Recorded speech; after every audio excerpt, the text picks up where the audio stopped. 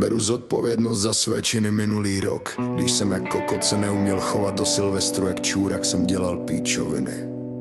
Vidíš, jak planeta nám kvůli tomu pláče. Vidíš, jak zvířata mají deprese, a to ti přijde v pohodě. Teď už vím, že to není jenom zábava. Teď už vím, že je to utrpení.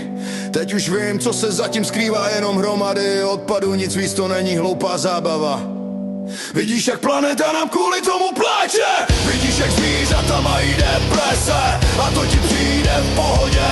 Lidi kvůli tomu musí jít do nemocnice. Co se to tu děje, zvířata mají kvůli tomu zranění musí jít na veterinu, a to my jako podporovat už nechceme. Vidíš, jak planeta nám kvůli tomu pláče. Vidíš, jak zvířata mají deprese, a to ti přijde v pohodě.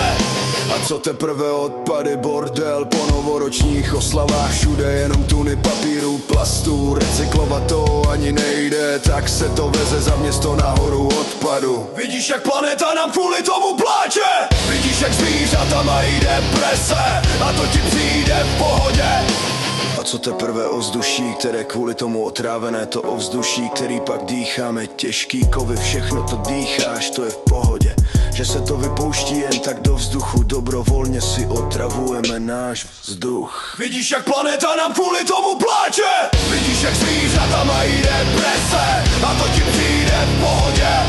A ve finále je vodní zdroje otrávené, ano, ta voda, kterou pak piješ, čistička to neumí vyčistit tak dobrou chuť.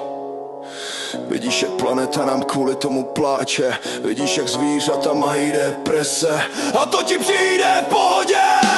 A to ti přijde v pohodě. Tak já už jsem přijmul zodpovědnost letos. Bez ohňostrojí, bez petardu víme obejít, a teď už je ta na tobě ta změna.